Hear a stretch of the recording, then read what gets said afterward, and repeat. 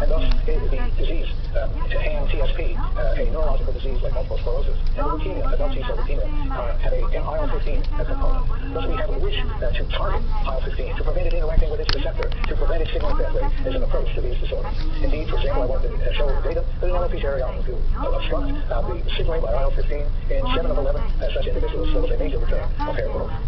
So again, I mentioned to you that IL-15 is transpresented to beta and gamma expressive cells, and many of the initial approaches involve agents that block this interaction, either small molecules binding solely to beta or solely to gamma to prevent heterodimerization and activation of JAK-STAT, or a monoclonal antibody that molecules human beta-1 in humans, T1 beta-1 in mice. And this binds to the IL-2, IL-15 beta shown in blue and blocks IL-15 transpresentation. So human beta-1 that inhibits IL-15 transpresentation and its action on T and NK cells. It has prolonged cardiac outbursts. Trials are underway in hand CSP or refractory celiac disease and were completed just for toxicity and LGL leukemia. So let me turn to some of the autoimmune disorders.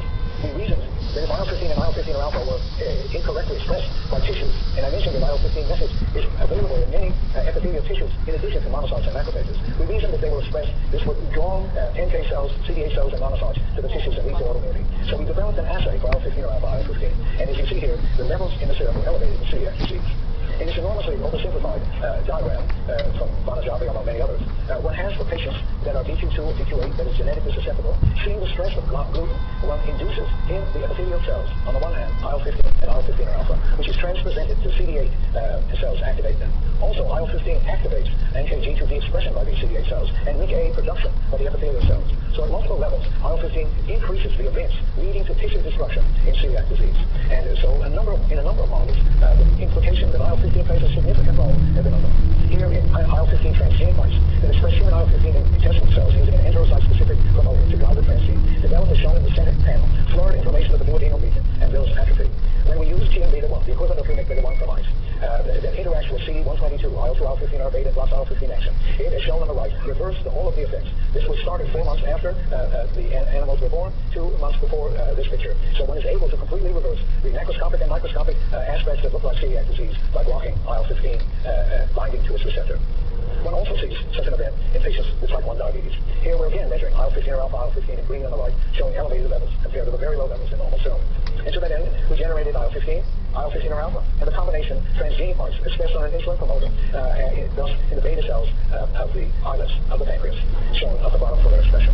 These double transgene parts expressing on their beta cells IL-15 or alpha early develop hyperglycemia and loss of these cells, paralleling the observation in type 1 diabetes.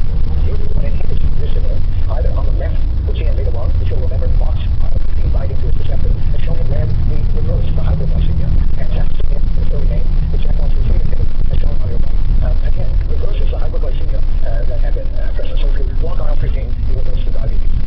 And more physiological, more pathophysiological, we turn to patient material from the pancreas sharing group. And you will note at the top in A, we are immunochemistry staining for IL-15 in pancreatic tissue from a patient with type 1 diabetes. In all cases, IL-15 could be demonstrated in these islets of the patient. Below that, we used microdissection of the islets and nanostring analysis of the expression of message for IL-15 in B and IL-15 or alpha in C. And you'll note that higher than levels in the patients with type 1 diabetes and high serum levels of soluble IL-15 or alpha. So a hypothesis is that a Coxsackie enteroviral infection that has been shown to be associated with diabetes by some occurs first, that this induces interferon, and interferon is the greatest inducer of IL-15 and IL-15 or alpha, which then brings to this tissue macrophages, NK and T cells, which destroy the beta cell. In any case, one may think about the possibility during the early phases of type 1 diabetes, before there's full destruction of the beta cells, of inhibiting IL-15 action. But I will now turn to T-cell lymphoma and tell you that there is pervasive activation of what really should state the gamma cytokine receptor, JAK-STAT pathway, and in T-cell lymphoma. That is, all of the different types of T-cell lymphoma that have been examined for activation of the pathway have shown from 10 to 86% of the patients with that subset as bearing an activation of this gamma cytokine JAK-STAT pathway. And the reason I will say it that way is I'm going to have to go more rapidly through summaries, but to state that you need the whole pathway. It doesn't matter if you have a mutation of STAT3 or JAK1. You need the whole pathway, not just the so-called activating mutation, with the exception of alpha-positive cells. So the common gamma cytokines, as we say, signal for JAK1 and JAK3, STAT3 and STAT5 for T-cell malignancies. This activation is pervasive as measured by phosphorylation of STAT3 and STAT5 in the nucleus. That is what is the most common finding. The mutations are mutation here, mutation there, but what is universal for the activation of the pathway is phosphorylation phosphostat 3 and 5 instead of this. shRNA loss of function shows that one needs STAT and JAKs, whether or not they are mutated. And these mutations are not sufficient to support leukemia cell proliferation, but only augment signals from upstream in this pathway. In addition to mutations, there are many abnormalities that increase cytokine production, for example. And there are activating mutations. There was a requirement for a functional receptor. Whether the mutations were JAK, they need to have a functional cytokine receptor as a scaffold for cross-activation of JAK kinases and as a docking site for recruitment for STAT transcription factors. So on the basis of these insights, JAK kinase inhibitors are being initiated for the treatment of T-cell leukemias and lymphomas. Here is just one example of 7 cell lines. 6 of these express activation of STAT3. These are ALK-negative anaplastic large cell lymphoma that are not receiving cytokines from the outside, but they're manifesting for an array of reasons activation of this pathway in a way that is responsive and is inhibited by JAK inhibitors. I'll just show you this to show you that there are a whole array in the colors at the bottom of different subsets of T-cell malignancy. Within each of these manifests STAT mutations, predominantly in the SH2 domain. If you use shRNA deleting, it's targeting STAT3. When you do cell death, if there is a phosphostat 3 cell in red, but not if it's a phosphostat 3 positive negative cell line, whether or not they're mutated. So if you have activation of the pathway and you inhibit STAT 3, the cell line's fine. But to even upstream of these STAT mutations, you need JAK1. So if you eliminate JAK1 with shRNA, you again have cell death. So as I will say, you need the whole pathway, no matter where the mutation is. And what is happening is you are increasing the binding of the STATs to each other. They're homodimers of phosphostat. And when you have a mutation, these two come together more readily. That is, they respond to a very low dose of IL-2 that wild-type STATs would not, and they respond for a longer period of time. This latter is shown here in the middle 2 and bottom 2 panels. In the middle 2, you will note that with wild-type STAT5b, if you give IL-2 and then withdraw it, and look for how long the signal lasts, it lasts for 1 hour. If you do this with a mutant, that same signal is still active at 6 hours. So you have a change in the binding of these STATs with each other, a change in the responsiveness to upstream signals. And this is shown here on the black and green arrows at the bottom of the slide, that you are increasing the response to upstream signals. STAT mutations are also very common. JAK mutations are also very common in T-cell malignancies, predominantly in the pseudokinase and kinase domains. But again, as I've noted before, they are not enough. One needs to have a functional cytokine receptor.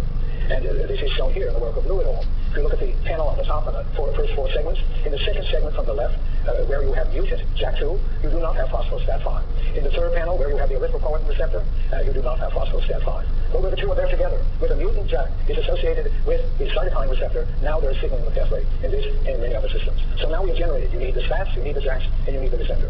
In the case of adult T-cell leukemia, you need the gamma cytokine at the top as well. Adult T-cell leukemia is a leukemia of CD34, 25 cells that we showed profoundly immunosuppressant, and is a leukemia of Tregs. So here, HCLD1, this retrovirus, generates PAX, transactivates IL-2 and the IL-2 receptor, IL-15, the IL-15 receptor, and IL-9.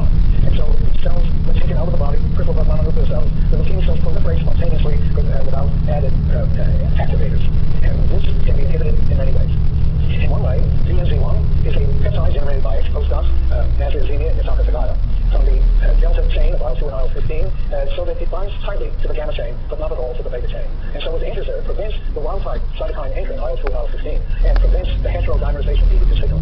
Similarly from Garcia and Leonard, one has H2REH9, RETR, where one has a modified IL-2 that binds tightly to the beta chain and not to the gamma chain. Again, with a similar effect. So these small molecules are able to block simultaneously IL-2 and IL-15.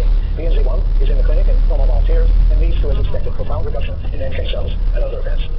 However, one can look at the ex vivo proliferation, study peripheral mononuclear cells in 6-day culture, and look at the proliferation of the leukemic cells. In red, you will note that if you give an antibody to teclistamab, to IL-2 or alpha, and to IL-9 and IL-15, one inhibits this proliferation because you inhibit the 2 autocrine paracrine loops. With ruxolitinib, a JAK1/2, I emphasize 2 inhibitor, one has a similar effect. And one could show efficacy in animal models where we gave the ruxolitinib by continuous pump. So on the basis of these insights, we have a clinical trial of ruxolitinib in patients with slow and chronic adult T-cell leukemia who have that spontaneous proliferation inhibited ex vivo. Although this agent was very effective on ex vivo cells, it was disappointing in these studies. And we feel the reason for this lies in the pharmacokinetics and pharmacodynamics of ruxolitinib as given as approved by the FDA, which is actually 20 milligrams every 12 hours. And it has a short pharmacokinetics and dynamics. Here in Sigurd Dubois' data, we show you in the left what happens to phosphostat that is consistently expressed in the ATL cells. We will note at 0 hour in red, the cells are phosphostat positive. When the patient received the ruxolitinib, at 1 hour in green and somewhere at 3 hours in orange, one had inhibition of phosphostat. But for the majority of the time between doses, the pathway was active and not inhibited. And this reflects the off-target JAK2 inhibition of ruxolitinib. That is, it inhibits JAK2 not used by T-cell leukemia cells and is unwanted. JAK2 is used by thrombopoietin, and therefore there's great fear of thrombocytopenia, and so it is inadequately working in the system. And since we don't need it, we are looking at a great number of other alternatives, JAK1 specific inhibitor, JAK3 specific inhibitors, and looking for inhibitors with the pharmacokinetics of the group hit, that is, long-term effects on the system. If you have a pure JAK1 or JAK3 inhibitor, you should inhibit the actions of IL-2 and IL-15 that use the system, but you should not inhibit the action of IL-3 that works through JAK2 alone. So on the upper, we have a cell line, 3250 beta, that responds to all these cytokines, and you will note that as it should, each of these JAK1 and JAK2 inhibitors inhibits IL-2 or IL-15 stimulated cells. On the bottom, they do not inhibit IL-3 stimulated cells. They do not inhibit JAK2.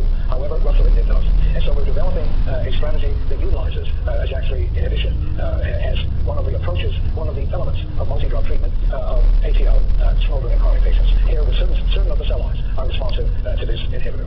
So, in summary, there are many different agents that attack this pathway at different positions and that could be useful in the treatment of organ-specific autoimmune diseases we discussed and T-cell malignancies where there is SET phosphorylated in the nucleus. There are antibodies to IL-2 and IL-15. The latter are in the clinic and are being used in celiac disease. There are antibodies to the cytokine receptors, artequizumab, approved for transplantation and multiple sclerosis. There are the small molecule inhibitors, H9RETR, that binds to the beta chain but not gamma, or VNZ1 that acts on the gamma concept but not the beta chain. These two preventing homodimerization of the receptor, signaling, and IL-15 action. As we discussed, ruxolitinib, tofacitinib, important when you're seeing JAK2 as a target, as in myeloproliferative. Concludes our emerging understanding of the IL-15R JAK-STAT system, provides a definition of its actions, its disorders and disease, and opens distinct possibilities for the development of more rational immune interventions. These interventions could involve bringing IL-15 to therapeutic fruition and combination therapy for the treatment of cancer, and could involve agents with IL-15 JAK-STAT pathway for patients with select organ-specific autoimmune diseases and with T-cell malignancies.